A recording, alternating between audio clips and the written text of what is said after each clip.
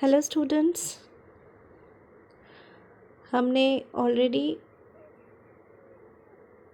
पढ़ते पढ़ते हम बिल्कुल चैप्टर के लगभग एंड में आ गए। ये chapter lesson number 2 whose name is A Room 10 Feet by 8 Feet। तो ये chapter room 10 feet by 8 feet की प्लानिंग से स्टार्ट हुई थी और ख़त्म के टाइम पे हम देखेंगे कि ख़त्म के टाइम पे वो रूम 10 फीट बाई 8 फीट बिल्कुल बनी बनाई हुई हमारे सामने आ जाएगी। चलो वो तो हम आगे जाकर देखेंगे। अब तक हमने वीडियो में यही देखा है कि कैसे मिसेस मलिक ने बहुत कठिनाइयों का सामना करके अपना घर बनाया, फिर कैसे उस घर को गवर्नमेंट के किराए पे जब देना पड़ा, फिर कैसे मिस्टर मलिक के गुज़रने के बाद उनको घर वापस मिला और घर वापस मिलने के बाद कैसे वो लोग जब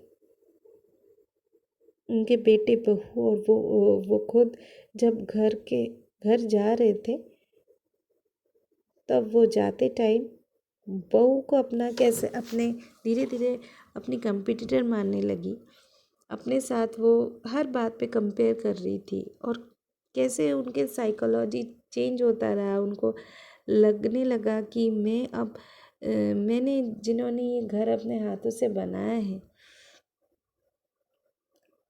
उनके लिए अब ये घर कोई मायने नहीं रखता।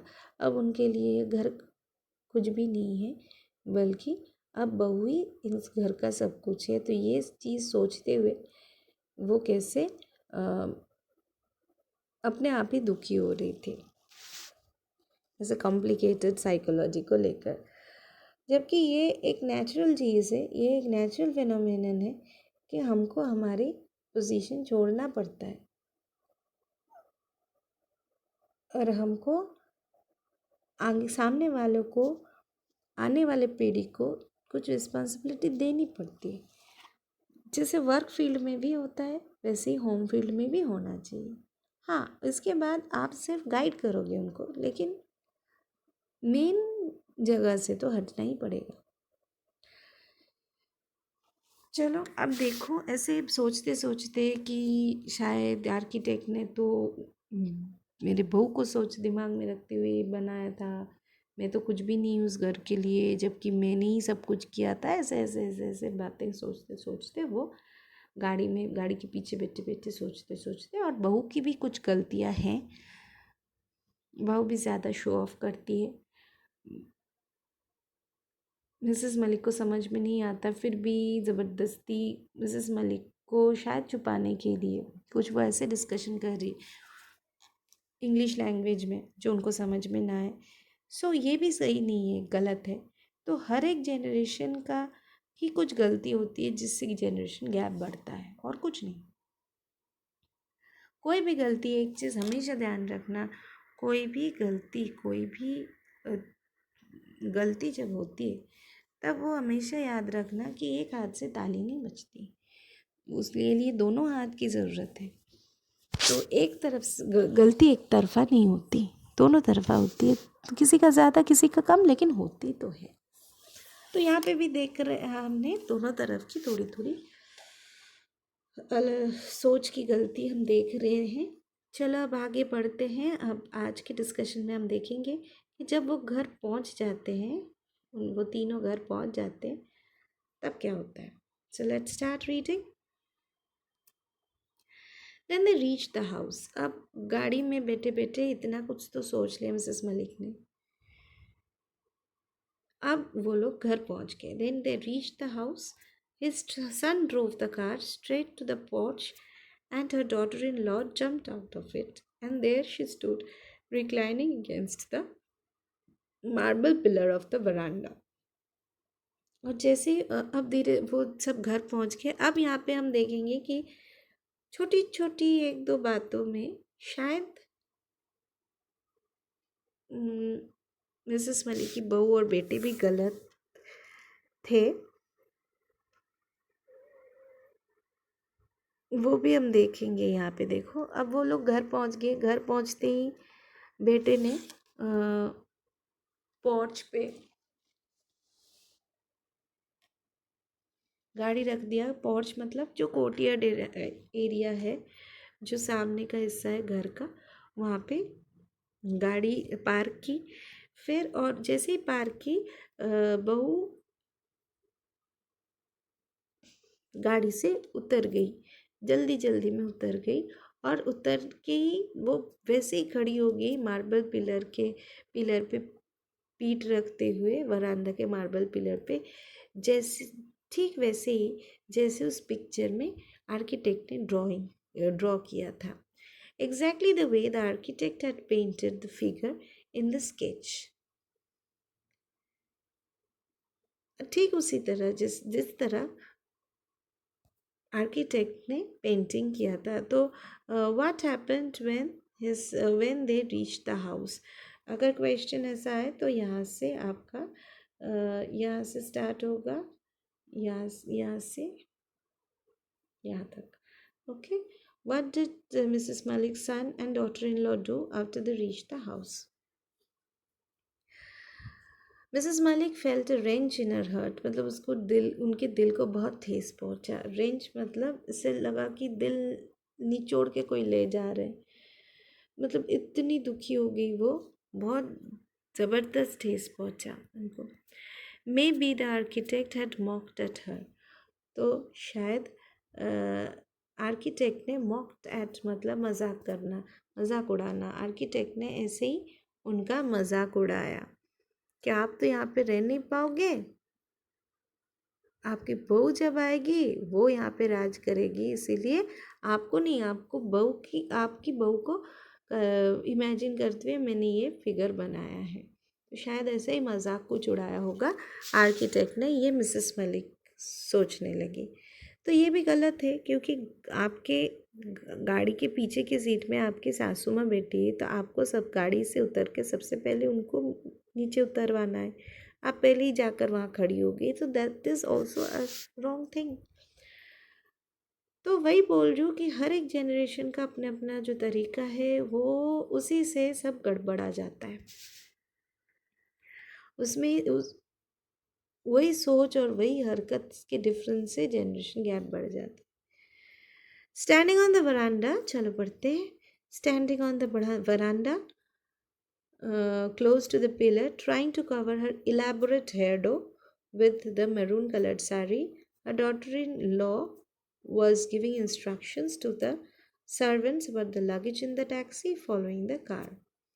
और वो वरांडा पे खड़ी होकर, वही पिलर पे पीठ रखते हुए वरांडा पे खड़ी होकर, और अपने जो भी इलेबोरेट हेयर डो मतलब जूड़ा, ठीक है, हेयर डो मतलब जूड़ा, अपने जो भी जूड़ा वो बनाई थी उसको बार बार मैरून कलर की साड़ी से ढकते हुए, मतलब घूंघट ओढ़ते हुए, घूंघट डालते हुए, वो बहू नौकरों को इंस्ट्रक्शन दे रही थी कि लगेज को टैक्सी से निकाल के, सामान को टैक्सी से निकाल के कहाँ किस तरफ रखना है, गाड़ी और टैक्सी से निकाल के। तो वो अपने काम में इस तरह लग गई, she actually ignored Mrs Malik. तो ये भी गलत है। मिसेस मलिक से भी पूछना था कि मम्मी कैसे क्या करना है, आप उतरो, पहले उनको उतारना था।